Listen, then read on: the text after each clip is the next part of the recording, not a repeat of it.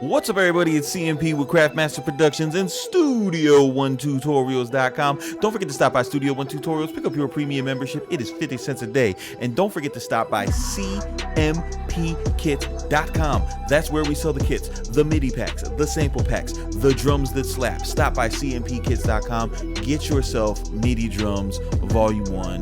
200 of the finest MIDI drum files that you could purchase today. Don't forget to stop by Spotify, subscribe, and follow the Spicy Sundays podcast, bringing you the spiciest hot takes of all time. Now, today we're going to be looking at Machine, but first I want to get into just like, if we can all sit down and get a little corporate right now, do a little presentation. We're going to talk about productivity and we're going to talk about hacks. We're going to be talking about getting good fast on the MPC. You guys just got your studio. You guys just got your MPC live. You're coming over from a dawn. You're like, man, I want to get good at this and I don't really have a lot of time and I don't want you to sell your gear. I want you to succeed. So I'm going to help you out. Now, this is going to come as a shocker to you guys, but the MPC is an instrument. And if the MPC is an instrument, and the piano is an instrument, and the guitar is an instrument, and the marimba is an instrument, then what do those instruments all have in common? Answer: the thing that all those instruments have in common is that they all take hours of practice to master. So my question to you as an MPC noob: why is it that you believe you're just going to watch a couple YouTube tutorials and be good at the MPC? Guess what?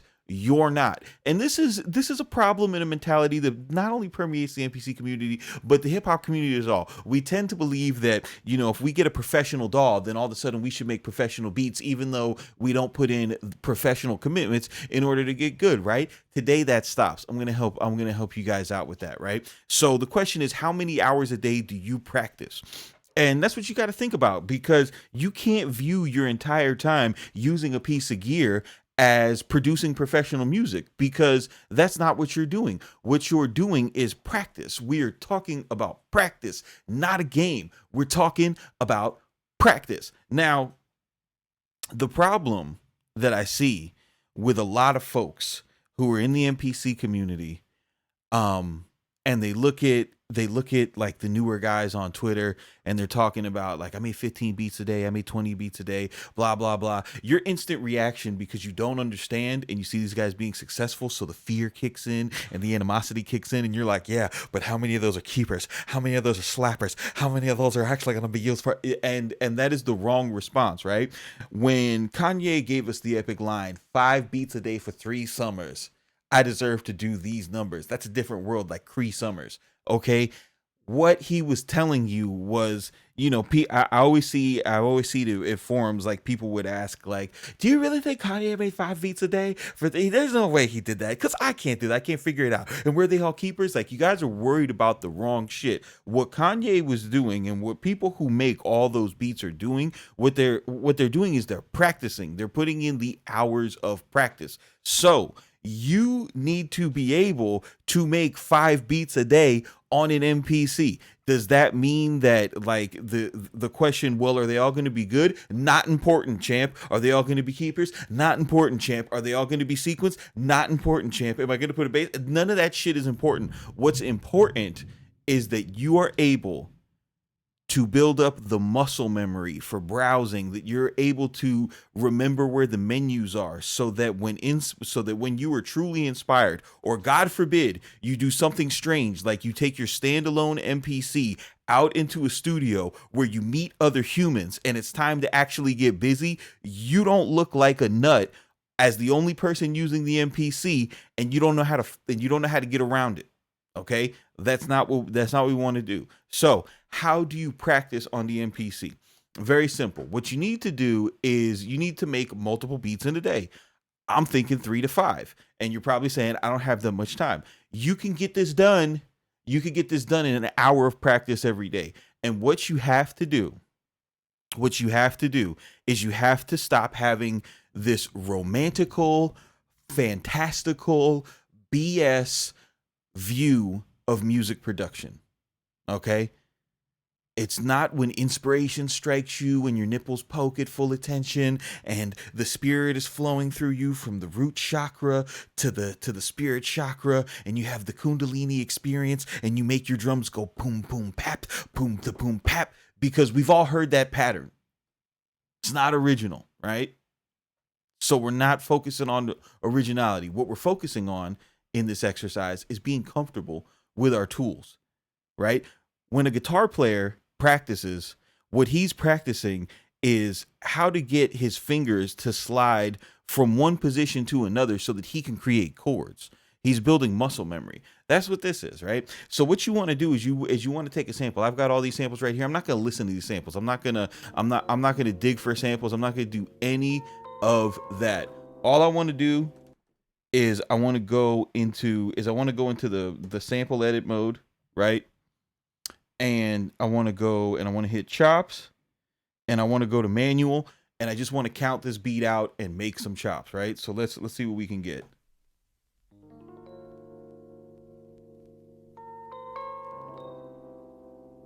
I'm gonna drag this over here so we can get some volume.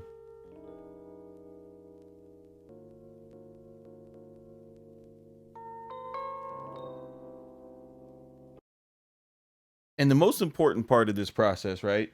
What you really want to do is you want to make sure when you're doing this that you are, why is this tripping? Let me load another sample because this is tripping. But what you want to do is you want to time yourself. You want to give yourself a set amount of time. You don't want to be on this. So I'm saying if you for like 5 a day, and give yourself 10 minutes with each sample. And this is why it's important to go back and look at my my videos about the essential plugins, so you can get yourself what you need in order to make it so that in your file names for these, I already have my pitch information and I already have my my tempo information. So I already know that this sample is F sharp or F minor. It's going 94 beats per minute. So now I can go into sample mode and just start chopping.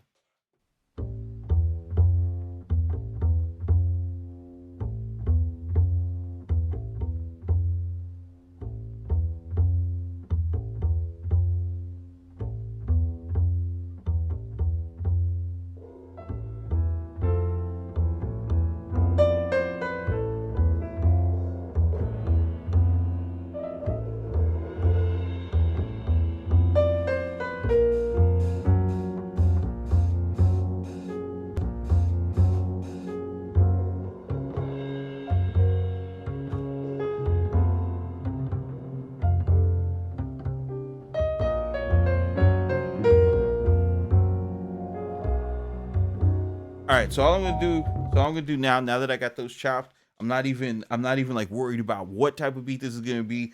I just want to get in the rhythm of counting beats out, chopping it. I'm just gonna take this. I'm gonna convert it to a new sample. So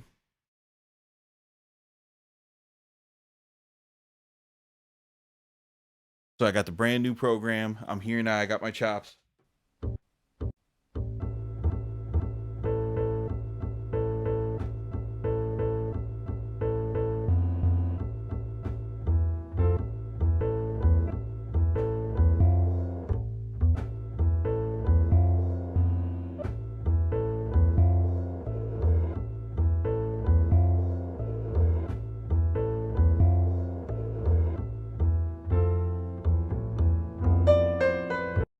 All right, so I'm gonna set my tempo to 94 since I already know it because I did this before, right? Because we already got that.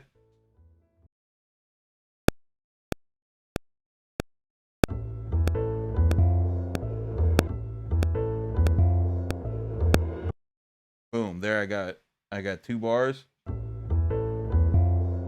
And then real quick, I'm not even thinking about it, not even gonna make a fuss about it. I'm gonna go to another track. I'm gonna start a new program. I'm gonna hit my browser.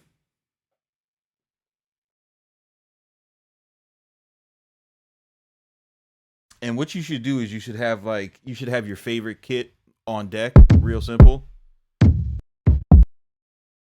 right? And just load up a kick.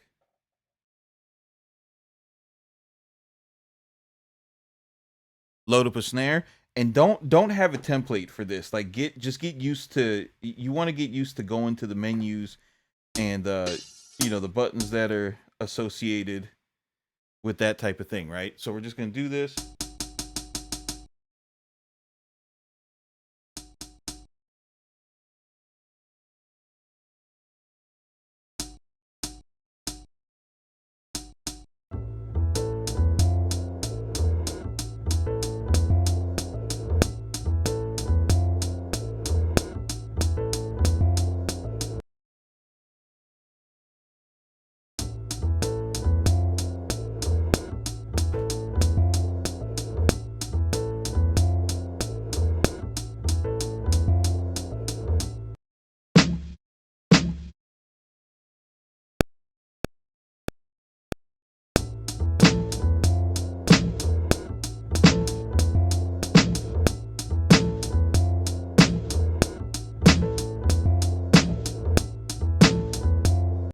So you hear how the chop is crazy and it's all offbeat. I'm not going to worry about that right now. Just going to keep doing my drums.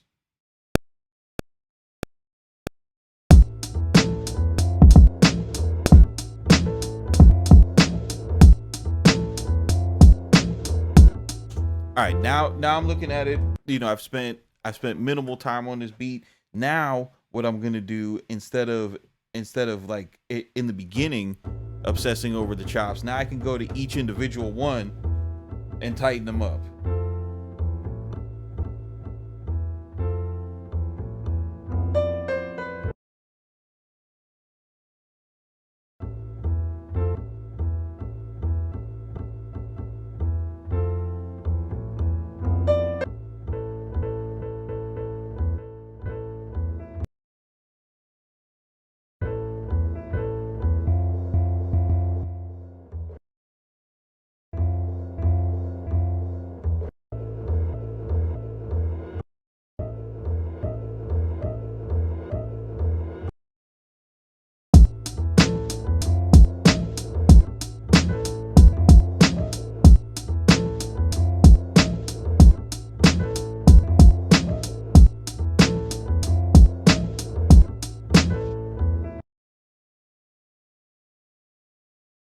And that's one, right? So that's one.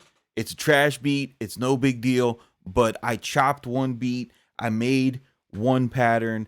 And what I'm gonna do now is I'm gonna go to the next one, pick a random sample, go through it, and as you do this, even if you dedicate, like, you don't have to do this every day, right? If you find it completely just mind numbing and you don't like it, and you'd rather just, like, spend 4 hours trying to make a good beat and not being satisfied to it, you can do that. But what this is gonna do is, through doing this over and over again, it's going to expose you to what issues that you have with your workflow. You're going to wind up seeing the same problem go on. So if, say you did this for a week, right? And you did this exercise 5 days a week for 1 hour a day, you made 5 beats, you would have 25 beats, and you would be able to go back and listen to these beats, and you'd be able to say, hey, I have a problem. I have a problem with, with getting the chops to land correctly, or I have a problem, with short chops. Then you could say, you can identify, like, wow, this is a problem. Then you could go to YouTube and look for the tutorial that might address that specific concern. You go and knock that specific concern out. Then you come back the next week, you do your 5 beats a day, you knock that concern out. Now all of a sudden you've made 5 beats that are 25 beats that are way better than your last patch of 25 beats. You wind up doing this often enough, and then all of a sudden you get to the point where the thought of making 25 keepers in a week isn't something that's crazy. It's not necessarily something that, it's not necessarily the end goal of what you have to do. But what this does is it quickly exposes the flaws in your game in a large sample size, and allows you to address them with intention. So this is CMP with Craftmaster Productions, Studio1Tutorials.com. You guys keep it simple, but do not be basic, and we will see you on the next one, fam.